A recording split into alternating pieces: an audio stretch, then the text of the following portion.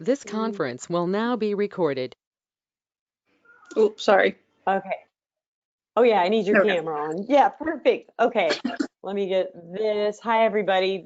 I'm Dr. Annette Cardioli, and I'm going to be doing an EPT session, a remote session with Jen. And she's here. She was referred by a mother-in-law to do this remote session and to share with all of us today. And what we're going to be doing, if you're new and you're listening, EPT stands for Emotional Polarity Technique. It is a completely different approach in emotional healthcare. So most people are familiar with medication to help your emotional health care, drugs basically, and other people use traditional therapy where you talk and talk and talk and talk and talk until you're exhausted. Anyway, this is completely different. Yes, we talk, but we're actually looking for the unresolved conflict, which we use an EPT strategy to identify what's the unresolved conflict in Jennifer's life that is keeping her from something good in her life now. And then to resolve the conflict, we use forgiveness. So that's one reason on this page it says forgiveness sessions, because you're going to hear a lot of forgiveness.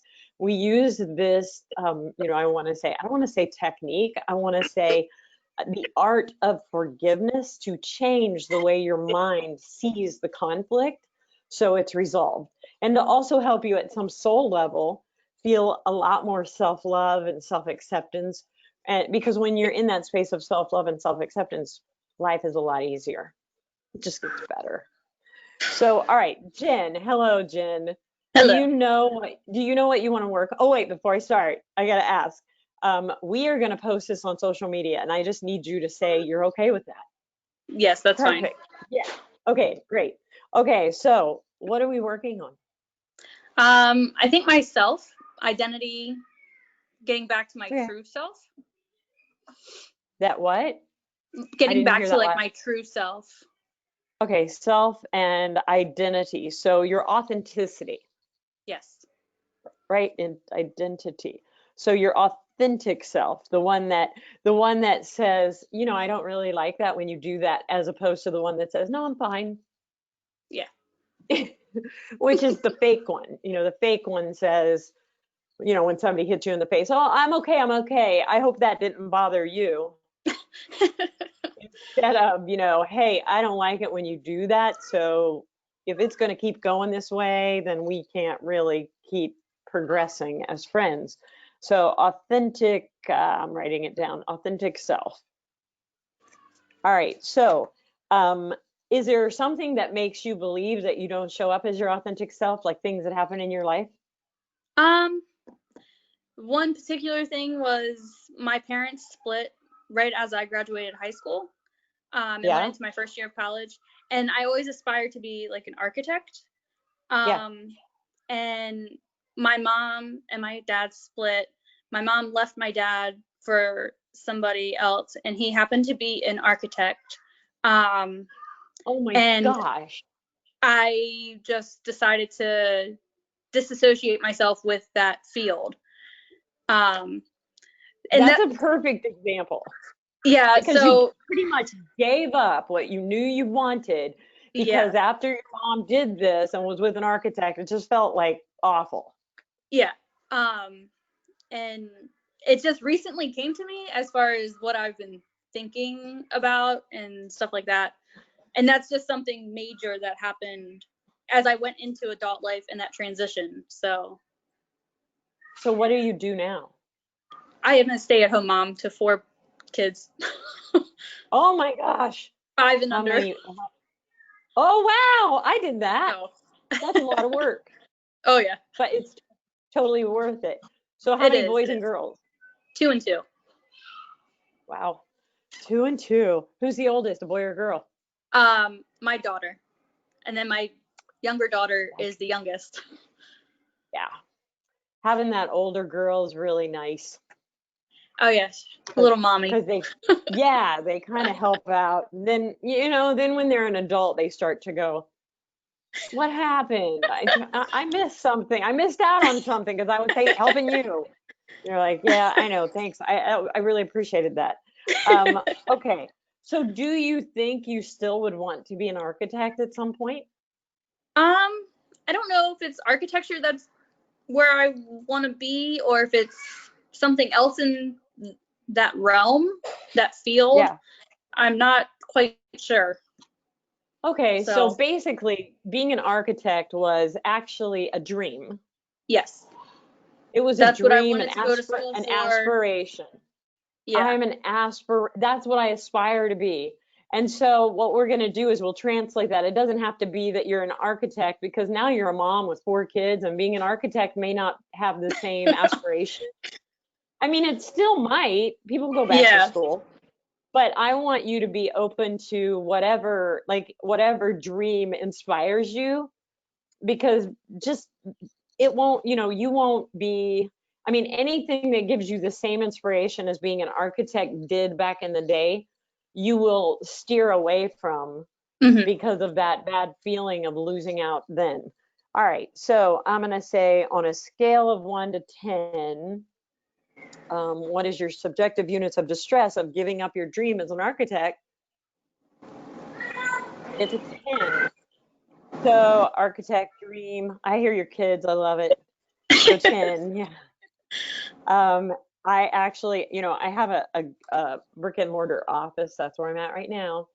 Um, and over the years, I've been in practice over 30 years, and I've had young moms bring all their kids into the room, and the kids are screaming and running. And I'm like, I'm good with this. It's okay. And they're like, I'm sorry. And I'm like, nah, it's okay. I don't even hear it. Um, all right, so subjective units of distress for losing the dream was a 10, and subjective units of elation is a 0. All right, so we're saying way back, I lost my dream, but it wasn't even my conflict that happened. It just something hard happened in my life, and then I went off in a different direction, and now I don't even know what my dream might be, because I can't have Exactly. one. I literally I have no can't. clue. Yeah, I can't have one. And the whole motherhood thing is kind of temporary. Yeah. I mean, one day they graduate, they go on and they got their own dream. Yes. And I say that because I have a lot of women who end up, wandering into my training because they're going, I just knew I wanted to help people, and now I can do it because all my kids are Yeah. gone, and I want to do more with my life than cook and clean and change diapers.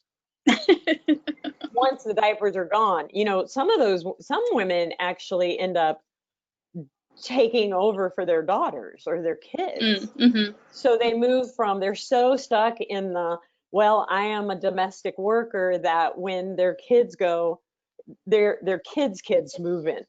Mm-hmm. And some of them, they're just happy as everything to do that, and others feel like it was just a default. Yeah. I didn't have anything else, so it turns into a default. And I Mm-hmm. love my grandkids, but not every day of the week. Yeah. Yeah, I Yeah. had somebody tell me that 2 weeks ago. All right. All right. So, and your subjective units of elation, meaning does this make you happy that you lost this dream, or that you don't know what you want and what you might aspire to beyond being a great mom? And I got that to 0. And then show up, pay attention, tell the truth, let go. You're good at all that. And then stage of healing. Okay, stage of healing you're in is anger, that's the second stage of healing. So what these are all our little measurements that we have to see where you're at, so we know where we're going, and you psychologically, where in your brain we're going to access. So the stages of healing are here, and number 1 is denial, number 2 is anger. We want to get you past this one, number 4, depression. My guess is that, well, and plus you've had 4 kids. So my guess is that you've gone through the cycle of anger, bargain, depression, where you feel like, I should be happier than I am, and I Yeah. don't know why I'm not. I have beautiful, healthy children, and so are all your children healthy? Yes. Not an autistic one in the bunch? Nope. No. Do you have friends who have autistic children? I nannied for and actually an old neighbor for about 8 years, and her oldest daughter was autistic. Right. So, I mean, in this day and age, it is absolutely miraculous that you have a family of 4 children and you don't have anybody who's autistic. Oh yeah, That's amazing. we're That is very amazing. lucky. Yes. It is very, it's the rare thing. But I'm thinking that you hit that wall of depression and you're not sure why, because I should be just really happy and blessed, and sometimes I just don't feel, you know, I don't feel it that way, even Yes, though I should. 100%. Yes. Yep.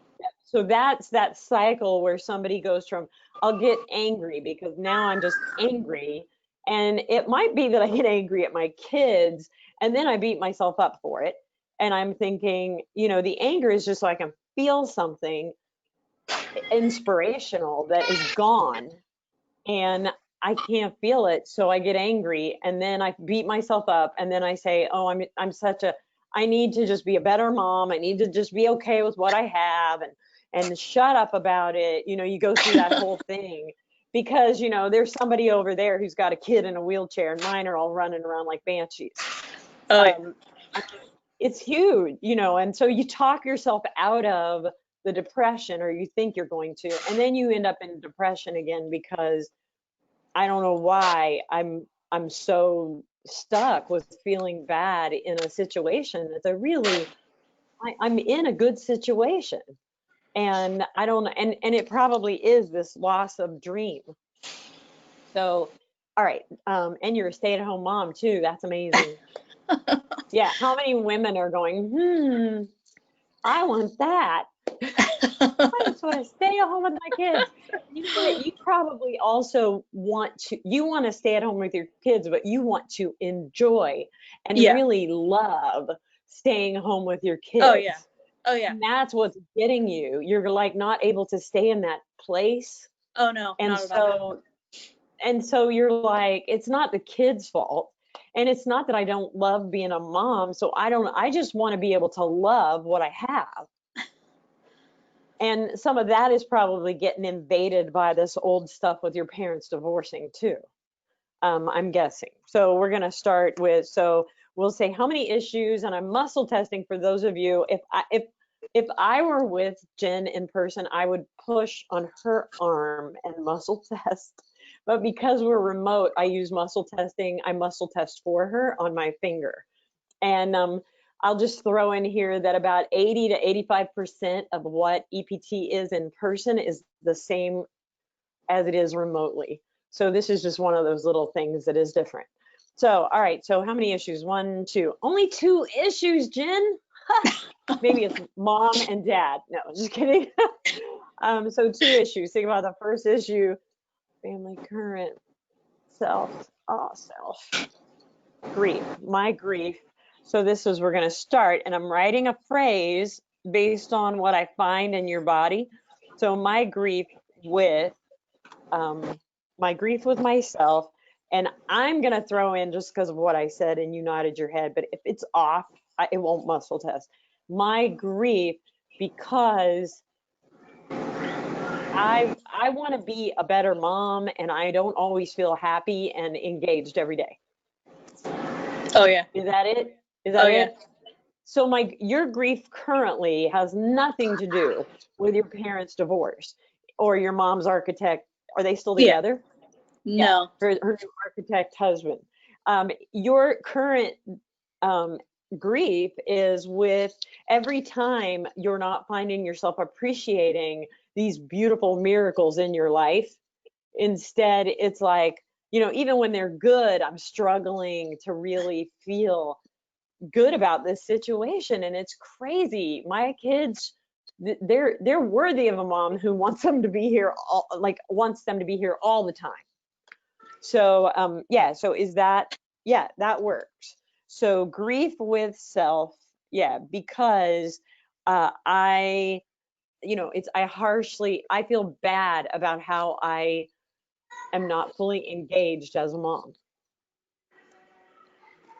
Feel bad. And I say that meaning I don't feel real happy about it. I should feel happy and I'm not. I don't feel happy. I should feel appreciative and grateful and I can't feel grateful. So I feel grief because I feel bad as a mom. And because I don't really, yeah, I'm feeling sad instead of grateful. So, all right. And yeah, so here's what we're going to do. Well, I forgot to do something, and people who are practitioners will call me out. You know what they say about me on remote? They go, well, that's Dr. Annette. She can do whatever she wants. So I like to help the people who are new so they know how to do it. So what I want you to do, now, if you were in person, I would use magnets. These are magnet covers. And I would be using North Pole on either side of the head just to interfere with what your brain is doing. But because you don't have magnets, what we're going to do is I need you to hold your hands on the sides of your head, squeeze in and breathe in as you squeeze. And then breathe out. And breathe in and squeeze again. And breathe out. And breathe in and squeeze again. And breathe out. And then now I'm going to have you take and go to the front of your, like right at the bridge of your nose and the little bump on the back of your head. And you're going to, as you breathe in, lift skyward. So breathe in and breathe out. And breathe in, breathe out, and breathe in.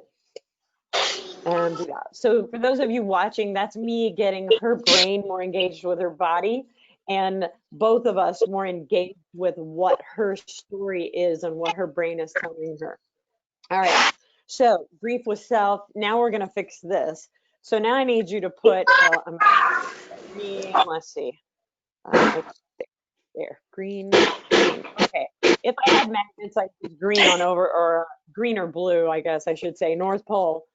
So what I want you to do is put your hand, over your lung, one hand over your lung, and then one hand over your forehead. And then I need you, when you breathe in, you're going to squeeze your forehead together, sort of. So breathe in and breathe out. And this is the grief that you feel right now because I'm ungrateful and I'm not seriously feeling happy about 5 kids under the age of 5. Breathe in. Breathe out. And breathe in. And breathe out. Okay. And then you can take your hands down. Are there any other emotions? No. Is there an earlier time you felt this? Yes. Conception of birth, birth to 5, 5 to 10, 10 to 15, 15, 16. This is age 16. It could have been earlier, you know, you could have seen your parents having conflicts, but this is age 16. So that was before they divorced, right? Yes. So was she having an affair at that time? I don't know. You don't know? Were No. they in conflict? They must have been in conflict. Possibly. My dad's a truck driver over the road, so Yeah. I'm sure there was something there. But they didn't tell you. Not that I remember anything comes to mind. Right. So at 16, you were just thinking, I am going to be an architect. Did you know that at 16? Yeah. That was, and I planned to do schoolwork for that. Right. So at 16, you were thinking about your dream. Yeah. And at 16, I feel bad. So is it your feeling, Mom? It's Mom's feeling? No, it's your feeling bad because how many kids are in your family? 3. I have a younger brother and sister. So you're the oldest? Yes. So maybe that and if your dad was traveling, that means you had to like help your mom a lot. Yeah. So this is my grief when I'm 16 because is it like, what did you feel bad about in your life when you were 16? Anything? I don't know. I went to school. I worked. I mean, is it possible that you felt bad because you weren't going to be able to keep helping your mom? I don't know. I worked, did ballet, went to school. So maybe because I wasn't. Yeah, maybe because I wasn't at 16, I was driving. So I was driving myself to, my dance classes and to work and stuff. Maybe because I wasn't around to help with my brother. I don't know. My brother's 8 years younger than I am. So had you helped with him before? when we were younger, I would babysit when my parents would go to dinner or go out or whatever. So really at 16, you were breaking out of that.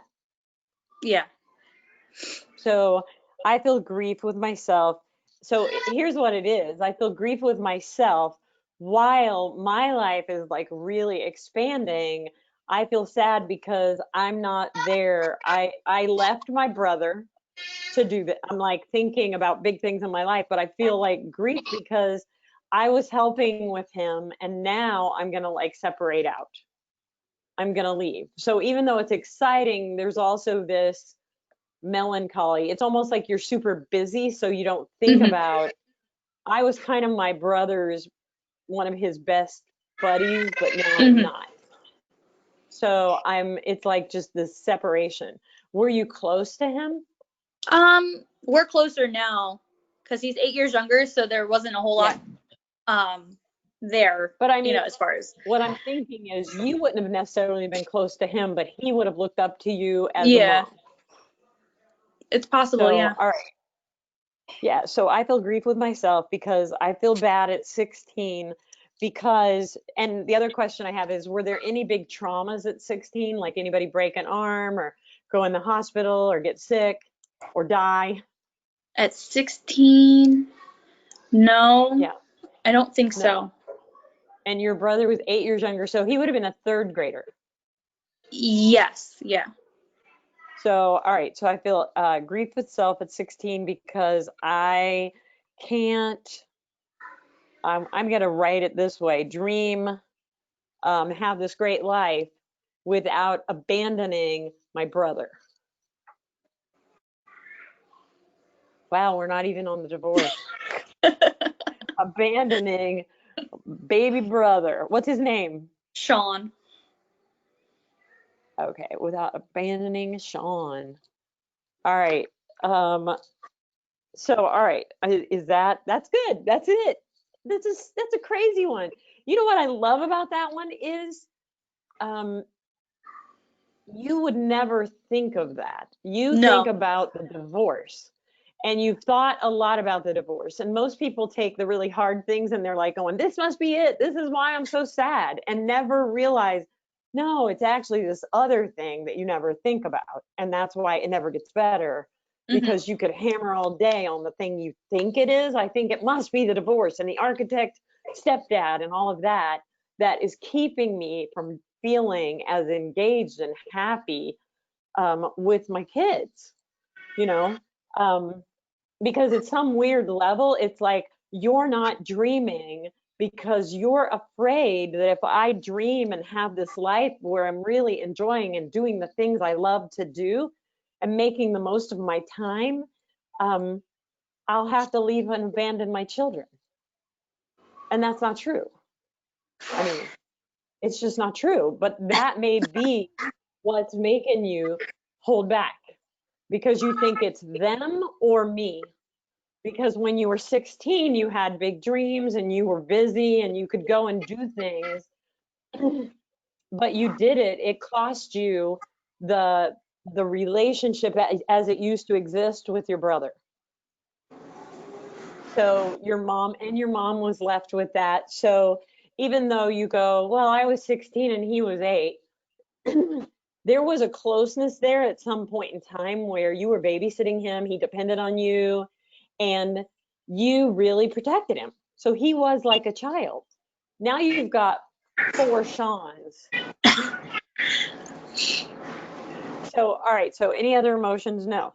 So phase 1, phase 2, no, heart. So this means your heart, like kind of, you had to like not think about your heart getting broken. So I need you to say, I forgive myself for believing. I forgive myself for believing that I can't love Sean. I can't love Sean. And myself. Without repressing a lot of grief. without repressing a lot of grief. Because my growing up meant I wasn't going to take care of Sean anymore. meant I wasn't going to take care of Sean anymore. And then breathe. I forgive myself for feeling grief. I forgive myself for feeling grief. Because when I was 16, I got to do a whole lot of things and I could do them on my own. I got to do a whole lot of things that I could do on my own. And the relationship with Sean was completely changed. And the relationship with Sean was completely changed. And then breathe. I forgive myself for feeling grief. I forgive myself for feeling grief. And I want to say, and harshly, well, I want to say internally not liking myself. And internally not liking myself. Because I didn't want to take care of Sean anymore. Because I didn't want to take care of Sean anymore. Even though he was still very attached and interested in me. Even though he was very attached and interested in me. I wanted to do my own thing. I wanted to do my own thing. And I couldn't, I didn't want to keep being with him. And I didn't want to keep being with him. And then breathe. I forgive myself for believing. I forgive myself for believing that I had to give, that I had to, what do I want to say? I had to lose part of the love relationship with Sean. That I had to lose part of the love relationship with Sean. And his admiration. And his love and attachment. And his love and attachment. To follow my dreams. To follow my dreams. And then breathe. I mean, here's what I also think happened when when they got divorced. You also thought about Sean. Because he was still at home. Yes. So it was like, I got to be ready because maybe there's nobody that's going to be there for him except me. Yeah. So I can't go to college and get this big architecture, I can't go get a big architecture degree and all of that because Sean might need me.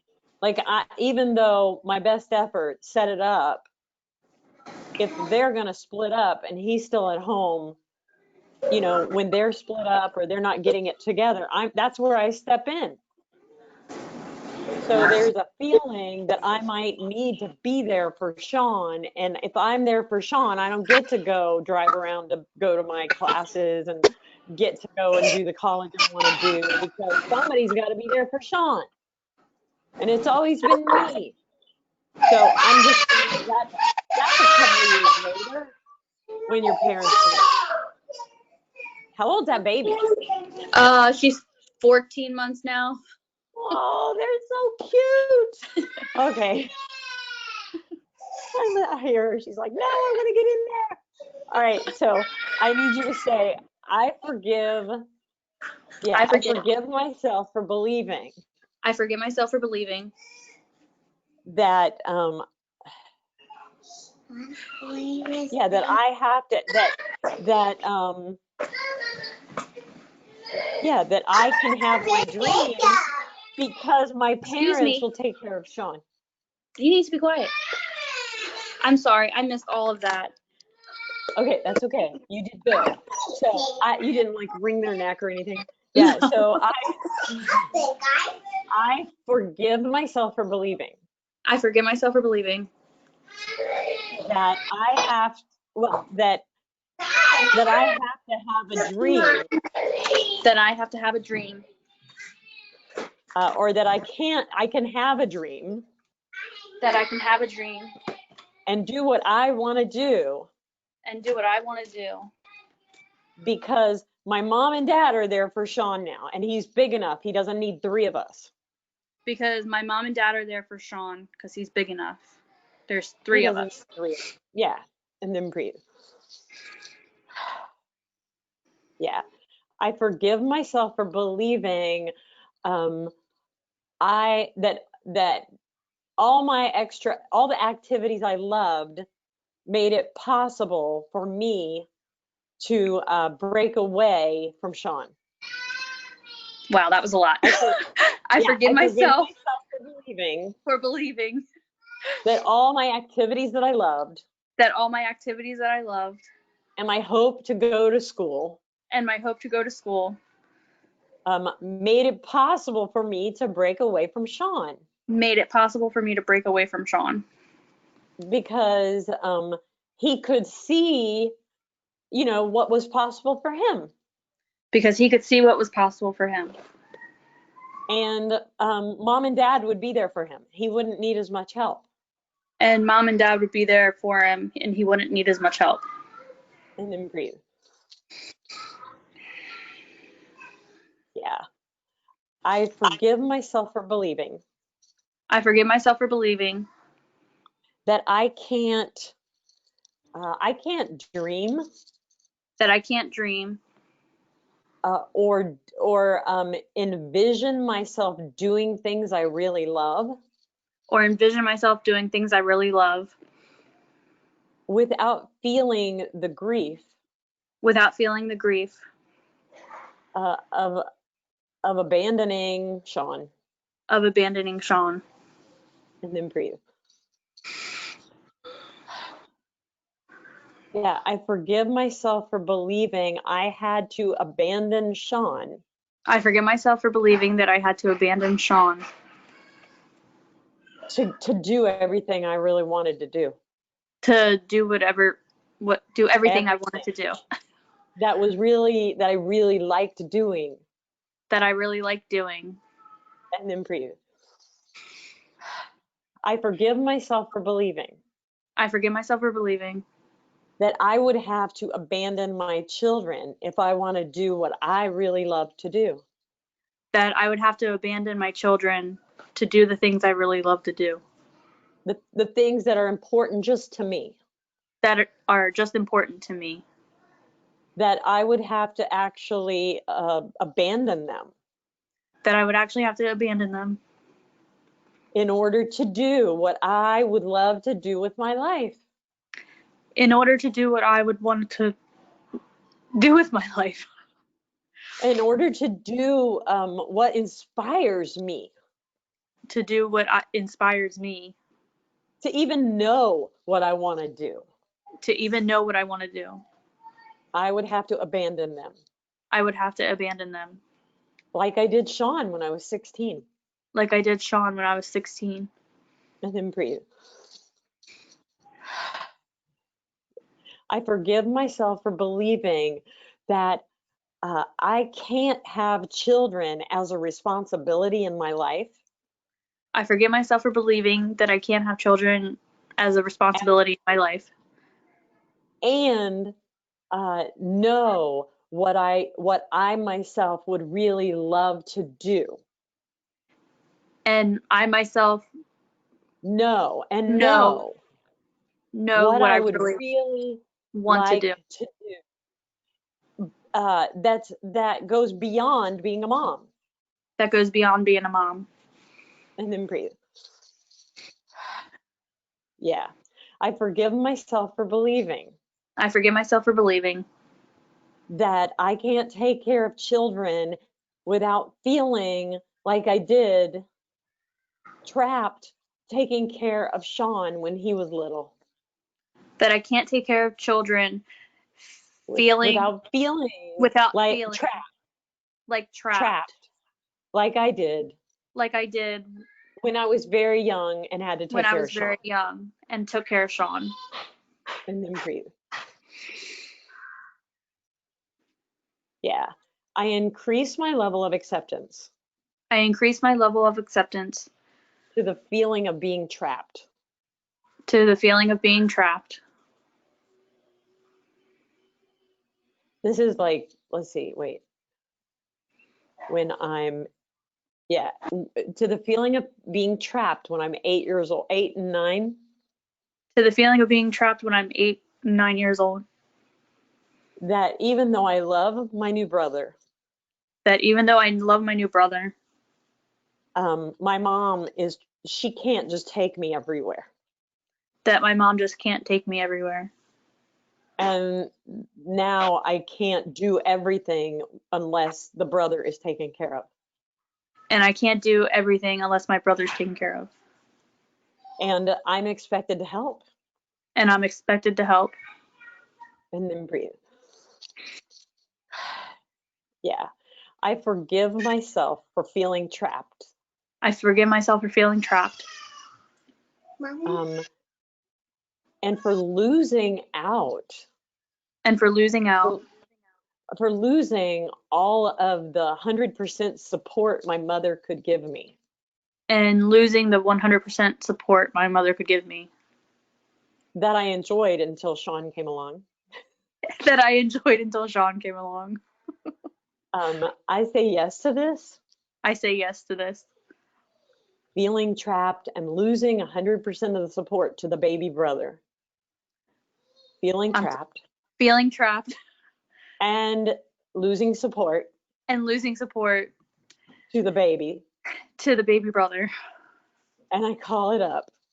And I call it up. All those feelings I never got to express. To all those feelings I never got to express. And I release it. And I release it. To God's love and mercy. Be quiet. I'm sorry. Repeat that. I like the voice, yeah. And I release it. And I release it. All these bad feelings. All these bad feelings. That I wouldn't let myself have. That I wouldn't let myself have. Because my mom needed help. Because my mom needed help. And I was there to help her. And I was there to help. And then breathe. And I thought if I helped enough. And I thought if I helped enough. Then I could get my life back. That I could get my life back. The life I knew and before the new baby came. The life I knew before the new baby came. And then breathe. Yeah. I say yes. I say yes. To the grief. To the grief. That I repressed. That I repressed. At age 16. At age 16. By finally having the freedom to do all the things I want to do without my mom. By finally having the freedom. By finally having the freedom. The freedom. To do all the things I wanted to do without my mom. To do all the things that I wanted to do without my mom. And then breathe. Yeah. Yeah, I'm thinking about that, letting it move a little bit. Yeah. Without this pattern, without this grief. Without this grief. Well, I'm going to say yes. I say yes to this grief. I say yes to this grief. That I couldn't feel because we had a baby. That I couldn't feel because we had a baby. And that meant I didn't have 100% of the ability to, 100% of the attention and time of my mom. And that I didn't have 100% of my mom's time and attention. And so I didn't always get to do what I wanted to do. And yeah, I sometimes had to watch the baby. And nobody cared if I was sad about that. So I internalized it. And the only way I could fix it. Was to have all these extreme activities when I was 16 and to do it without anybody's help. And to have all these extreme activities and have nobody's help. Yeah, and to dream about being an architect and going away And to dream about being an architect and going away. And yeah, and building a life where I didn't have to feel this grief. And building a life where I didn't have to feel this grief. And then breathe. I say yes I say yes to this grief. to this grief. The grief of losing the life I had before Sean. To losing the life I had before having Sean. Before Sean. Yeah, because I was the only kid. I was basically the princess of the house. Well, I did have a I sister, lost. but yes. Oh, wait, you had a sister in between there? Yeah. You watched her too? For the most part, she's only 2 years younger than I am. Okay. Did she watch the kids? No, not really. No. I was always the one watching, babysitting. Right. But Sean was the one that needed the most help because now there were 3. Yeah. And he was the All youngest. He was the baby. Right. So I'm thinking you felt more on par with your sister or something until Sean came, and then you were the oldest one. All of a sudden, you had to help. But she's like, "Oh yeah, I don't have to do nothing." Yeah. Yeah. So yeah, it was great having a baby until she's no help at all.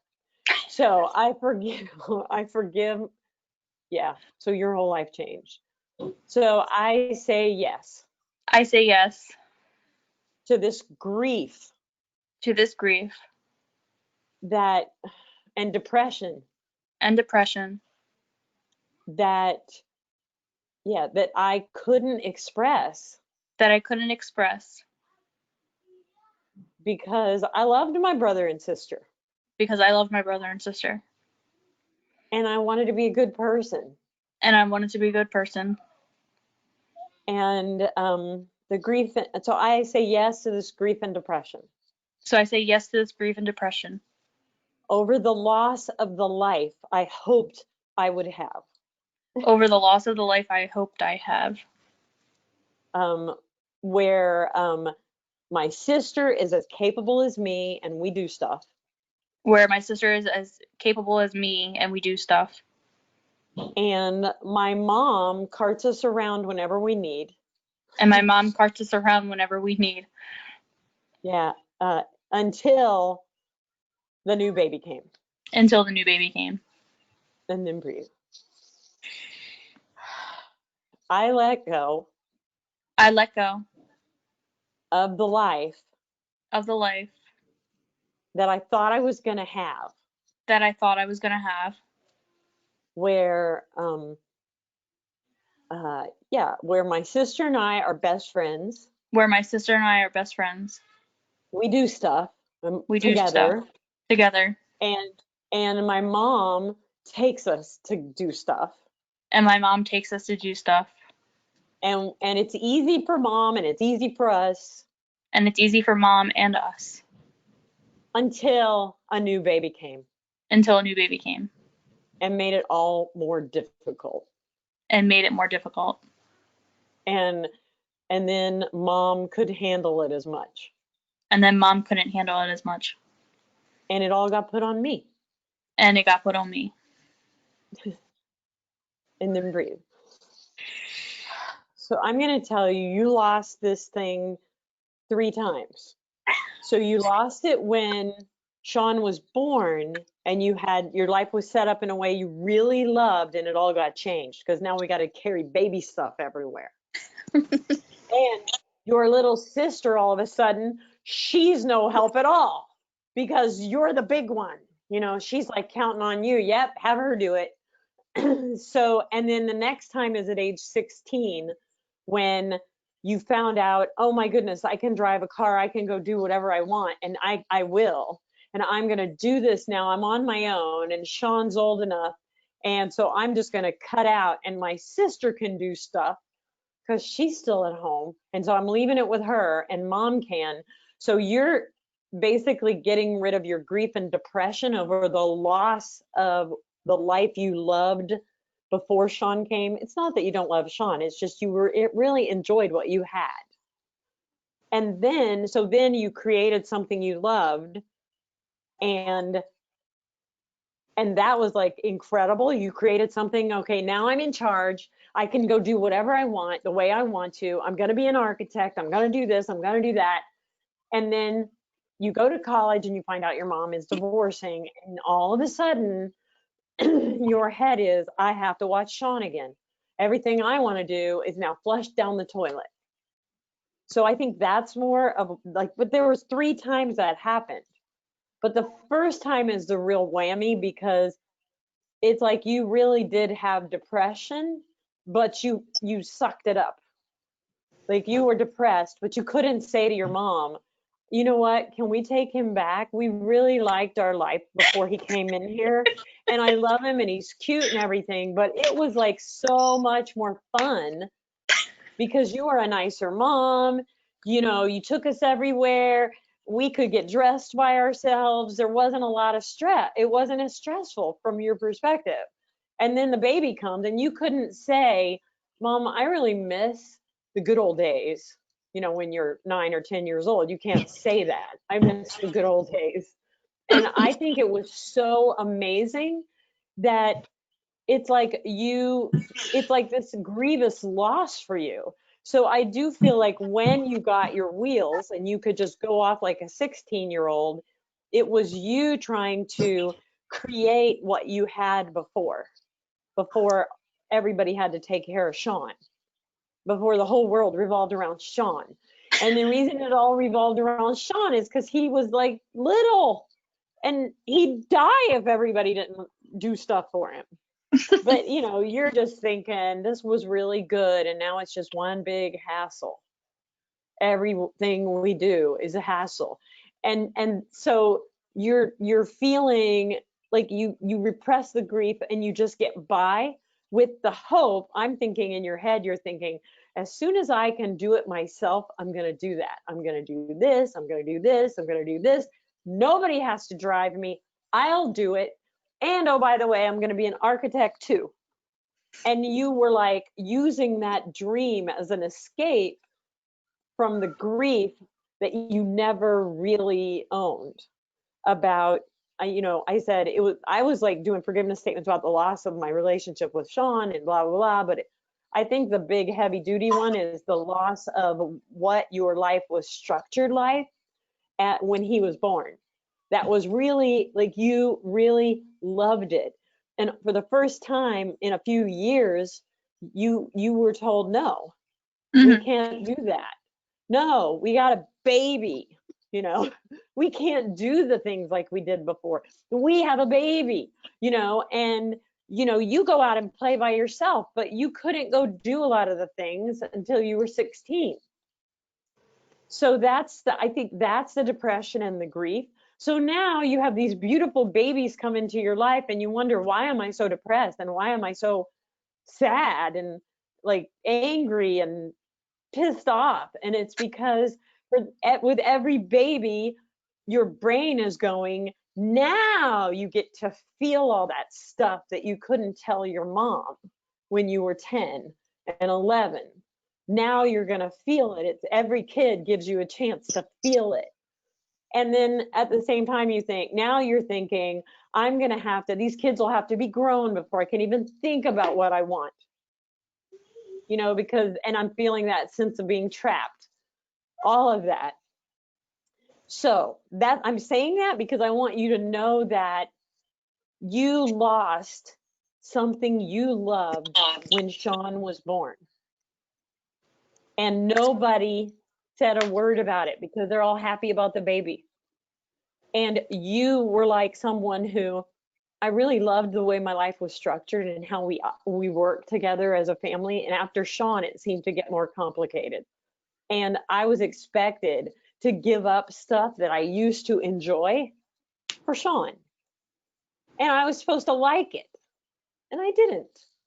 In fact, I was really sad. I really missed our family. I really missed it.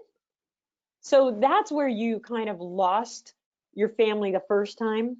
Then you lost it when they divorced. So I just feel like you really loved being with your sister and your mom, and, you know, knowing your dad and all of that, it was good. And you all did things together. And I don't think they really left you with your sister. You didn't have No. to start watching the baby until Sean, which meant like, I like get to hang out and do whatever, and this life is good, and my mom's here for me, and I love this. And now, nope, you're gonna babysit. So you were enjoying something wonderful, and now I think what you feel trapped by now is, I want my kids to have that wonderful thing I had. You know, I want to, so you're like ridiculously trying to make everything in their life great. I will do everything. I will do it all for them. And I'm going to try to do it all, but I still get that older girl to do stuff, even though she's really only this tall. But you feel miserable when you get her to do stuff because you didn't want to do it when you were 10. But the difference, you know, your oldest daughter, she's had one baby after another come. Yeah. So she didn't, you had at least 10 years of a family experience where mom did everything and I didn't have to, and she would take us places and there wasn't any drama. And then the baby gets born and it's like, what's going on? What do you mean I can't do this anymore? And what do you mean we're going to go here and you have to do something, but I have to watch Sean while you do it? I mean, that's what you lost. And it's like, and then when your mom goes and gets divorced, she leaves for an architect, you're like thinking, I don't want to be, it's like, I'm going to say that that's really hard, but it was like the sting from all the times that she went and did stuff she wanted to do and you had to watch the baby. You had to watch Sean and your little sister, who all of a sudden becomes a little sister after Sean is born. Do you know what I mean? Because you were so close. She never had you watch her until Yeah. Sean was born. Yeah. I mean, you think about that. You're like sitting like, what the heck? I got to watch both of them? I never had to watch her before. You know, mom watched us. So I'm saying this because I want you to get your head around it, that you really did lose something. And when you're feeling that way with your children, it's all the feelings that you couldn't express when you were 10 and 11. And the way, and I'm going to tell you, you got happy when you got that license. When you turned 16 and you knew the freedom to do what I want to do without these people is right there. And that became I want to say it became your escape from this loss of the family you loved. That's what that became. And then mom has to go and divorce and leave you with the sense of, oh, now I got to watch my brother and my sister. I'm back here again. She's going to do what she wants to do, but me, I'm left with the kids. I did. I felt like that at that time. Yes. Yeah. Yeah. But think about it. For 10 years, you weren't, or 9 years, or 8 years, you were never left with your sister because you guys were too close together. You don't leave a 4-year-old with a 3-year-old. Yeah. Yeah. So you were never left. It was when Sean was like the person who came in. So, and then, like I said, when your mom said, I'm going to leave, the minute, and your mind went right to, well, there goes everything I want to do because I have to do her job. You know, I have to take care of these kids when she goes and does what she wants to do. So now that feeling when you're watching your children, even though they're your children and you love them and they're wonderful and they're incredible and it's only going to get better, you feel all those feelings of your mom going and doing, like everybody else gets to do what they want to do. My mom does what she wants to do. My dad does, but I have to sit home with the kids. Literally how I feel all the time. Right. And I'm telling you this, I'm only talking about this thing because you've been stuck on it all about the divorce, because that's when I really started like losing. I felt I started giving up everything I love to do. because it didn't stop my mom from divorcing. It didn't stop her from going and doing what she wants to do and then dropping the load on me. But the truth is, I mean, she didn't do that. That was in your head. Mm-hmm. She waited to get divorced so that you wouldn't have that responsibility. Your memory was bringing up the memory of when she goes and does what she wants, I get stuck with the kids. And when I'm stuck with the kids, I don't have a driver's license. I don't have any way to do anything. Which is true when you're 9 and 10 years old. Mm-hmm. You don't have any way of doing anything then. So, all right. So we're gonna do. I forgive my mom. I forgive my mom For going and doing what she wanted for going and doing what she wanted and leaving me with the kids. and leaving me with the kids. And then breathe. Yeah. I forgive myself for believing my mom and my dad and my brother and sister all get to do what they want, and I just have to take care of kids. I forgive myself for believing everybody gets to do what they want. Everybody gets to do what they want. My mom and dad. My mom, dad, brother, sister. Yeah, they all get to do what they want to do, and I have to watch the kids. They all get to do what they want, and I have to watch the kids. I'm just here to serve everybody. I'm just here to serve everybody. While they get to do what they want. While they get to do what they want. And then breathe. Yeah. I forgive my mom and dad. I forgive my mom and dad. For so easily using me. For so easily using me. As their babysitter. As their babysitter. So they could do what they want to do. So they could do what they wanted to do. And then breathe. I forgive myself for believing I can't watch kids. I forgive myself for believing I can't watch kids. Without feeling like I did when I was younger. Without feeling like I did when I was younger. When I was younger, that everybody gets to do what they want and I have to watch the kids. That everybody gets to do what they want and I have to watch the kids. And I don't even have a driver's license or any way of doing anything. And I don't have a driver's license or a way of doing anything. So I have to feel like that used 10-year-old. So I have to feel like a used 10-year-old.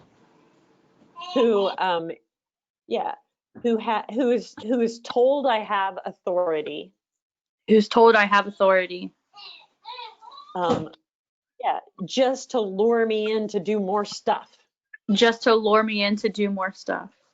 Because they know I'll do it. Because they know I'll do it. At the cost of what I want to do. At the cost of what I want to do. And then breathe. I forgive myself for feeling angry. I forgive myself for feeling angry. Because I had to give up what I wanted to do. Because I had to give up what I wanted to do. And give up the life that I really loved. And give up the life I really loved. When my brother Sean was born. When my brother Sean was born. Somebody knocking on the door. Yes. It's okay. As long as they're safe.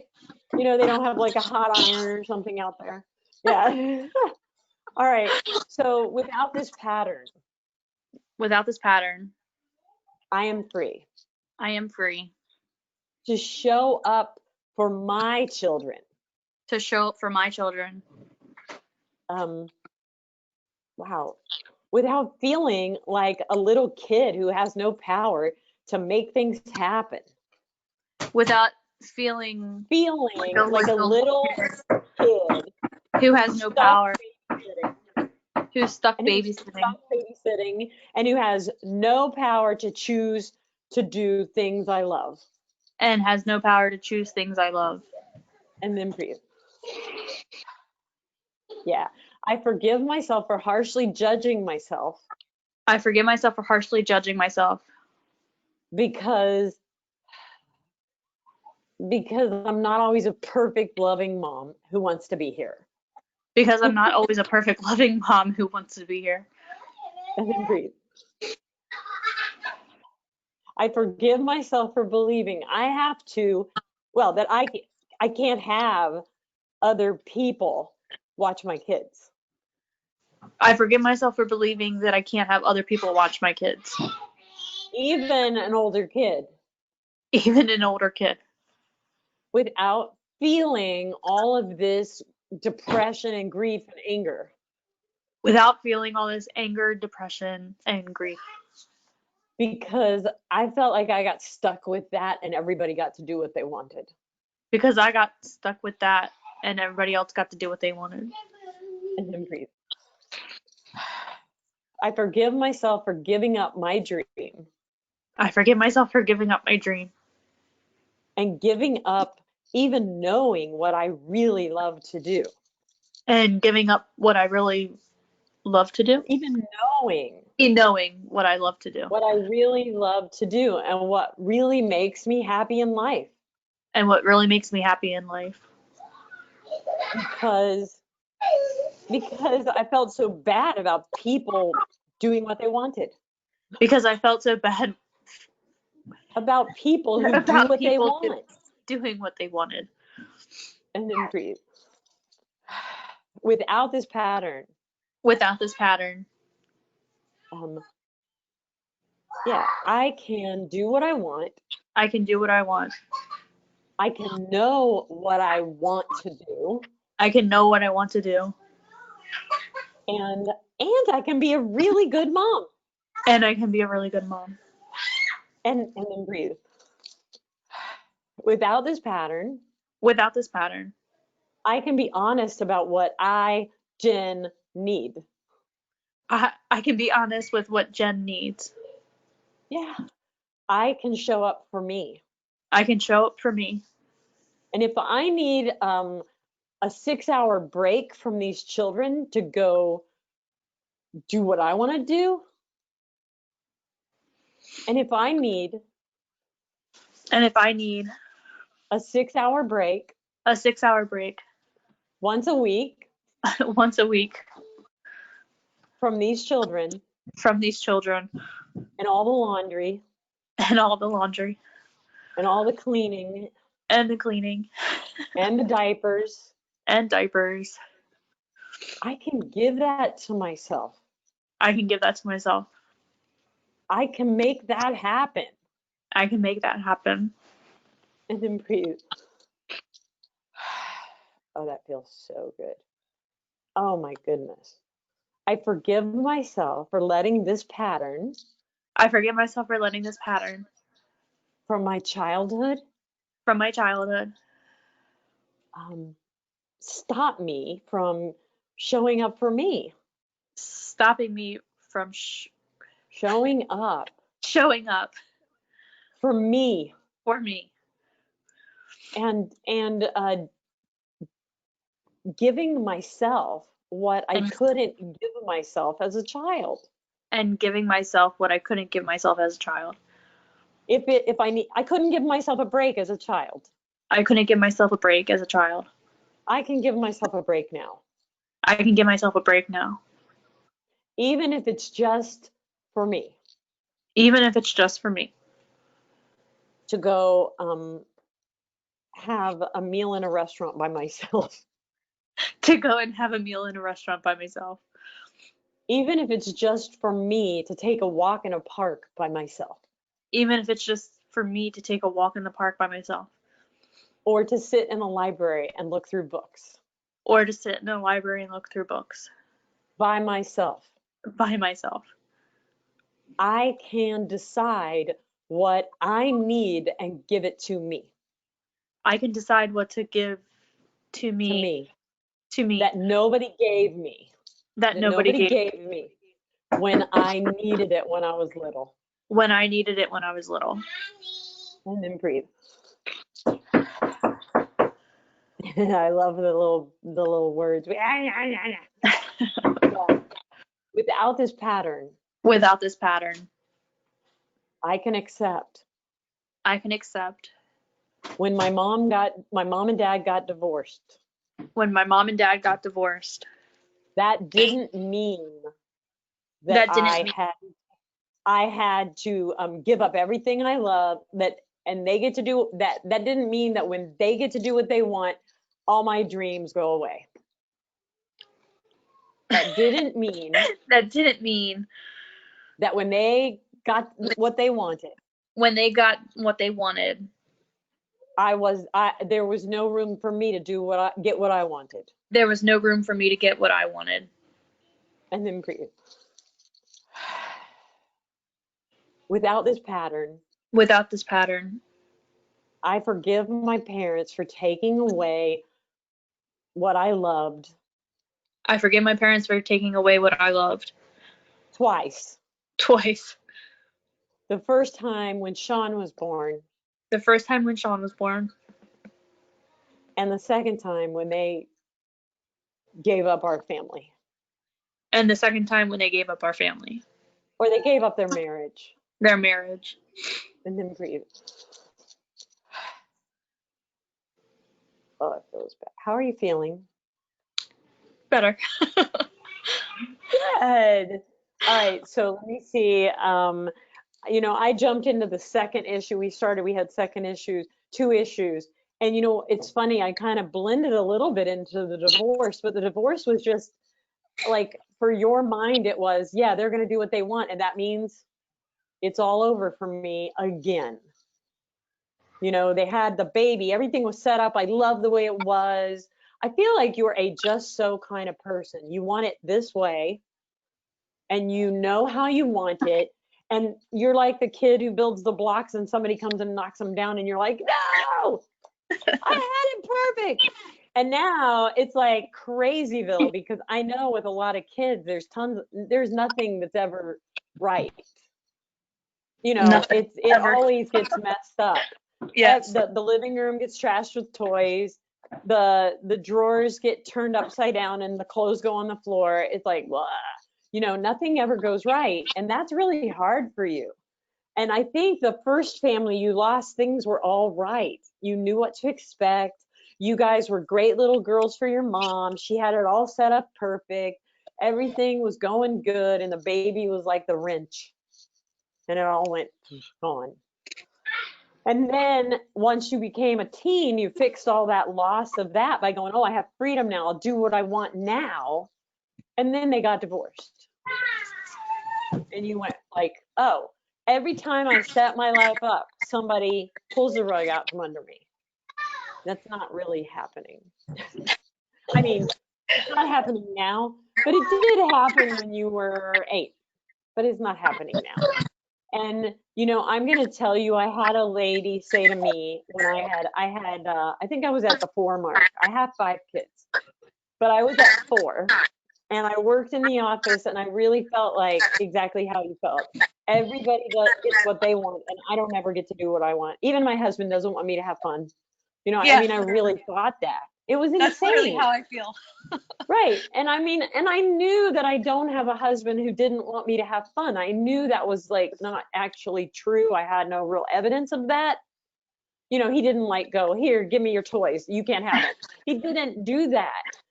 I just wasn't letting myself think about what I really wanted and giving myself permission to have it and using my adult brain instead of my little kid brain. And so I had a healer say to me, I want you to pick one day a week where you don't go to work and you don't do anything at the office. And my kids were bigger when this happened. So I'm telling you this, you may be able to do it now. Nobody told me till they were bigger. So I did have them in school, most of them. One was, so I had a day that one of them was like going part-time to somebody's house as babysitting. But she said to me, I want you to sequester off. She said, if it's 6 hours a week altogether, and I don't want you to do laundry, I don't want you to play catch up, I don't want you to think about the things that have to be done in the house or at work, I want you to think about what would you do if you had 6 hours a week all to yourself? What would you do? And I was like, wow, that's like crazy. It was really hard for me to do this. And I carved it out on one of my work days. And my husband said, why are you staying home? He said, you know, wait a minute, why are you not working? Because we work in the same office. And I said, because I need 6 hours. I need to know that I can give myself what I want, but I have to have a space and time to do it.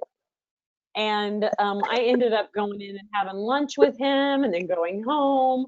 I would go to the library. I would go shopping by myself.